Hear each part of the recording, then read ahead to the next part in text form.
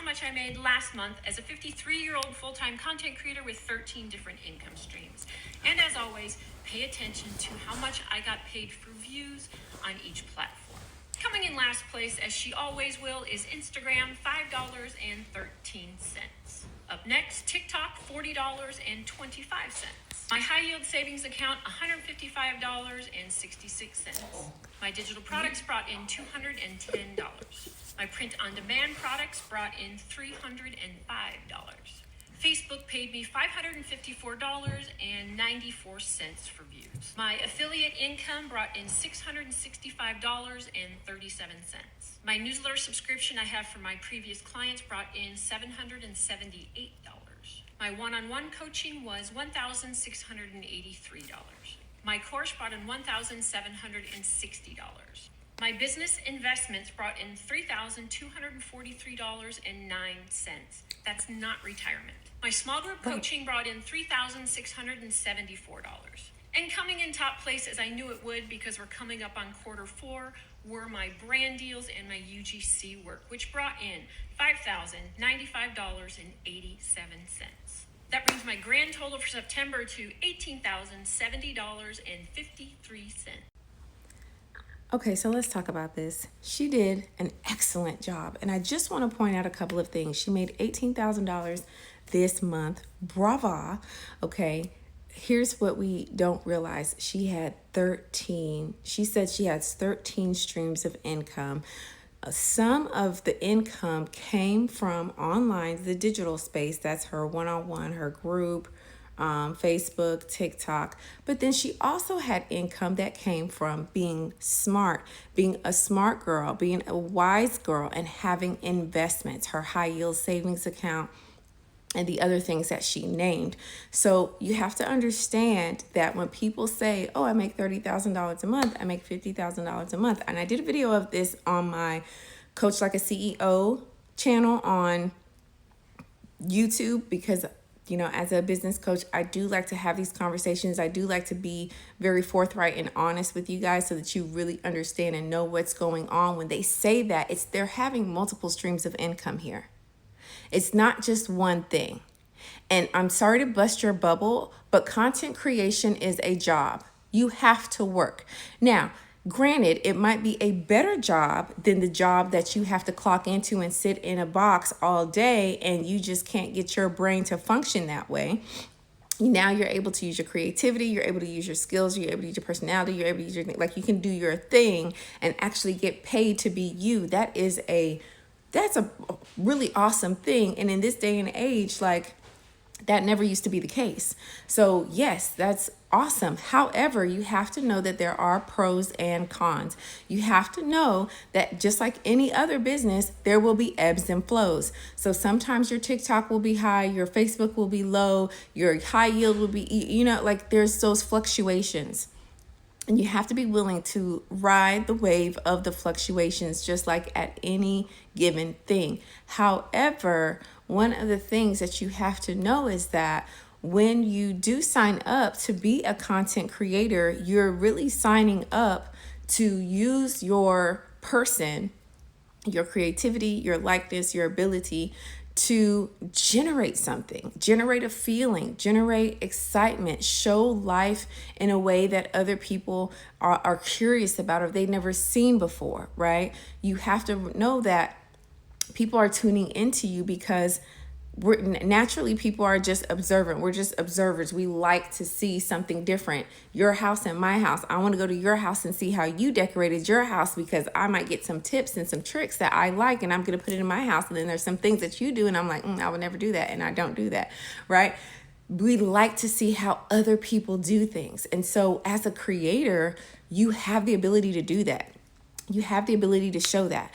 But you have to know that you have to set up streams. So one business should have multiple ways in which you are able to get paid. So when one goes down or the other one goes up and the other one goes down and the one goes up and the other one goes down, you're not struggling, right? And a lot the other thing that I really want you to know and understand is that the way she's doing it, if you notice that it was the brand deals that really paid the most.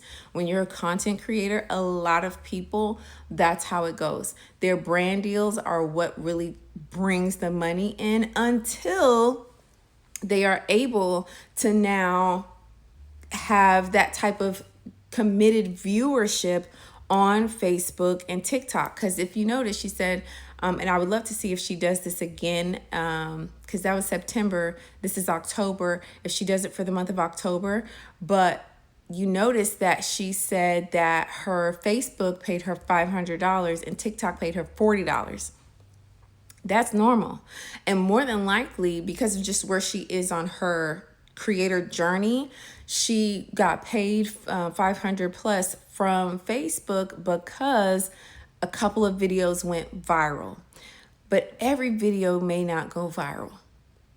And you have to know that if you don't have an understanding of the algorithm, what people want from you, what people want to see from you, then predicting that virality is going to be challenging.